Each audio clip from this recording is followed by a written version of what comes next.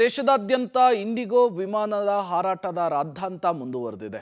ಸಾವಿರಾರು ಜನ ಪ್ರಯಾಣಿಕರು ಗೋಳಾಡ್ತಾ ಇದ್ದಾರೆ. ಸತತ 6ನೇ ದಿನವೂ ಕೂಡ ಈ ಸಮಸ್ಯೆ ಇದೆ. ಕೊಪ್ಪಳದಲ್ಲಿ ಸಿಎಂ ಆರ್ಥಿಕ ಸಲಹೆಗಾರ ಬಸವರಾಜ ರಾಯರೆಡ್ಡಿ ಅವರು ಮಾತನಾಡಿದ್ದಾರೆ. ಕೇಂದ್ರ ಸರ್ಕಾರ ಕೆಲ ಮಾನದಂಡಗಳನ್ನು ಬದಲಾವಣೆ ಮಾಡಿದೆ. ಇಂಡಿಗೋ ಹೆಚ್ಚು ಪೈಲಟ್ಗಳನ್ನು ನೇಮಕ ಮಾಡಿಕೊಂಡಿಲ್ಲ.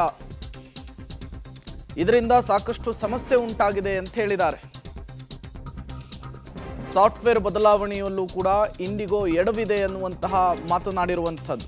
ಹೀಗಾಗಿ ಪ್ರಯಾಣಿಕರಿಗೆ ಸಮಸ್ಯೆ ಆಗ್ತಾ ಇದೆ ಅಂತ ಹೇಳಿ ಕಾಂಗ್ರೆಸ್ನ ಹಿರಿಯ ಶಾಸಕರಾದಂತಹ ಬಸವರಾಜ ರಾಯರೆಡ್ಡಿ ಅವರು ಇಂಡಿಗೋ ವಿಮಾನದ ಹಾರಾಟದ ವ್ಯತ್ಯಯಕ್ಕೆ ಸಂಬಂಧಪಟ್ಟಂತೆ ಪ್ರಯಾಣಿಕರು ಅನುಭವಿಸ್ತಾ ಇರುವಂತಹ ಸಮಸ್ಯೆಯ ವಿಚಾರಕ್ಕೆ ಸಂಬಂಧಪಟ್ಟಂತೆ ಮಾತನಾಡಿದ್ದು ಹೀಗೆ.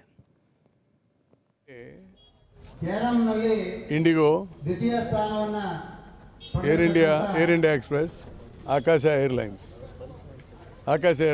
ಮೇಜರ್ ಏರ್ಲೈನ್ಸ್ ಇದು. ಆದರೆ total 60% of the share in the civil aviation is IndiGo ಭಾಳ ಫಾಸ್ಟಾಗಿ 18 ವರ್ಷ ಆದದ್ದು ಪ್ರಾರಂಭ ಆಗಿ ಭಾಳ ಫಾಸ್ಟಾಗಿ ಒಳ್ಳೆ ಸೂಪರಾಗಿ ಕೆಲಸ ಮಾಡ್ತಾರೆ. Their integrity level is around 97%, ಅಂದರೆ ಕರೆಕ್ಟಾಗಿ ನಡೆಸ್ತಾರೆ. ಏನಾಗಿದೆ, ಇಂಡಿಗೋ ಸಂಸ್ಥೆ ಕೇಂದ್ರ ಸರ್ಕಾರ ಕೆಲವು ಮಾನದಂಡಗಳನ್ನು ಚೇಂಜ್ ಮಾಡಿತು. DGCA, director general of civil ಏವಿಯೇಷನ್ನರು ಕೆಲವು ಮಾನದಂಡಗಳನ್ನು ಚೇಂಜ್ ಮಾಡಿದರು.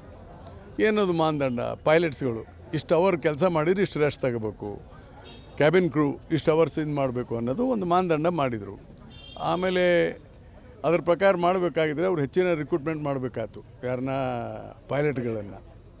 ಅಲ್ಲಿ ಏನಾಗಿದೆ, ಇತ್ತೀಚೆಗೆ ಎಮಿರೇಟ್ಸ್ ಮತ್ತು ಇತಿಹಾದ್ ಬೇರೆ ಬೇರೆ ಏರ್ಲೈನ್ಸ್ನವರು ಇತ್ತೀಚೆಗೆ ಇಂಡಿಯನ್ ಪೈಲಟ್ಸನ್ನು ಭಾಳ ಮಂದಿ ರಿಕ್ರೂಟ್ಮೆಂಟ್ ಮಾಡಿಬಿಟ್ರು. ಹೀಗಾಗಿ there is a shortage of pilots also.